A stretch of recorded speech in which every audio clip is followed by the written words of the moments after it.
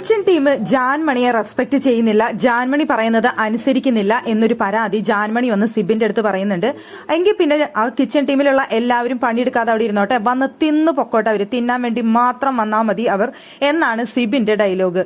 ഇത്തിരി ഹാർഷാണ്, ഇത്തിരി നല്ല ഡയലോഗായിട്ട് എനിക്ക് തോന്നിയില്ല. എന്തായാലും സിബിൻ അവിടെ ഗെയിം കളിക്കാൻ ഉദ്ദേശിക്കുന്നത് അർജുനെതിരെയാണ്. അർജുൻ അങ്ങനെ വെറുതെ വിടാനായിട്ട് ഉദ്ദേശിക്കുന്നില്ല എന്നാണ് അവിടെ സിബിൻ പറയുന്നത്. അവിടെ ജാൻമണി വന്ന് സംസാരിച്ചത് ചായയുടെ കാര്യം അർജുന്റെ അടുത്ത് വന്ന് പറഞ്ഞ സമയത്ത് അർജുൻ മൈൻഡ് ചെയ്തില്ല, റിപ്ലൈ ചെയ്തില്ല എന്നുള്ളതാണ് ജാൻമണിയുടെ പറച്ചില്.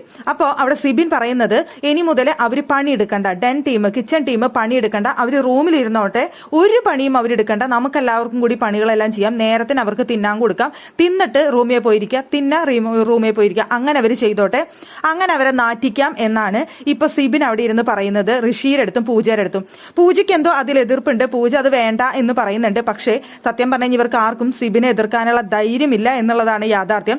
ഋഷിക്ക് സന്തോഷമായി കേട്ടപ്പോ ആ ഋഷി ഓക്കെ, സിബിൻ ബ്രോ അങ്ങനെ ഒരു കാര്യം പറയുമ്പോൾ അതിൽ എന്തെങ്കിലും ഐഡിയ ഇല്ലാണ്ട് സിബിൻ ബ്രോ അത് പറയില്ല എന്ന് എനിക്ക് അറിയാമെന്നാണ് ഋഷി പറയുന്നത്. പക്ഷെ പൂജ പറയുന്നുണ്ട് അത് വേണ്ട, അതിന്റെ ആവശ്യമുണ്ടെന്ന് തോന്നുന്നില്ല എന്ന് പൂജ പറയുന്നുണ്ട്.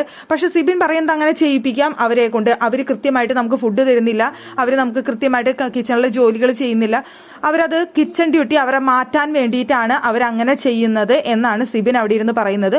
അപ്പൊ അവർക്ക് കിച്ചൺ ഡ്യൂട്ടി നമുക്ക് മാറ്റി കൊടുക്കാം, അവർ വെറുതെ തിന്നാൻ വേണ്ടി മാത്രം വന്നാൽ മതി, തിന്നു പൊക്കോട്ടെ, അവനൊക്കെ തിന്നു പൊക്കോട്ടെ എന്നാണ് സിബിൻ അവിടെ ഇരുന്ന് പറയുന്നത്.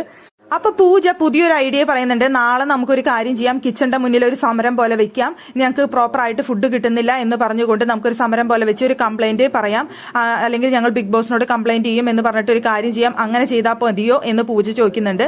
അപ്പൊ അവിടെ പറയുന്നുണ്ട് അല്ല, ഞാനിതൊരു പനിഷ്മെന്റ് ആയിട്ട് അവരെ റൂമിലിരുത്താനാണ് ഉദ്ദേശിക്കുന്നത്, അവർക്ക് തിന്ന എന്നുള്ള ഒരു ഡ്യൂട്ടി മാത്രം കൊടുത്തുകൊണ്ട് അങ്ങനെ ഒരു പനിഷ്മെന്റ് ആണ് ഞാൻ ഉദ്ദേശിക്കുന്നത് എന്ന് സിബിൻ പറയുന്നുണ്ട്. എന്തായാലും അർജുനൊക്കെയുള്ള ഒരു പണിയാണ് അതെന്ന് ഋഷിയുടെ അടുത്ത് പറയുന്നുണ്ട് സിബിൻ. അത് ഒരു ഐഡിയ ആണ്, ഒരു സൂത്രപ്പണിയാണ്, അങ്ങനെ ചെയ്തു കഴിഞ്ഞാൽ പുറത്തേക്ക് അത് ചെല്ലുമ്പോൾ നല്ലൊരു എഫക്റ്റ് ആവും എന്നാണ് സിബിൻ അവിടെ ഇരുന്ന് പറയുന്നത്. ഋഷി എല്ലാത്തിനും ഓക്കെ പറഞ്ഞിട്ടുണ്ട്, എന്താവുമെന്ന് നമുക്ക് നോക്കി കാണാം.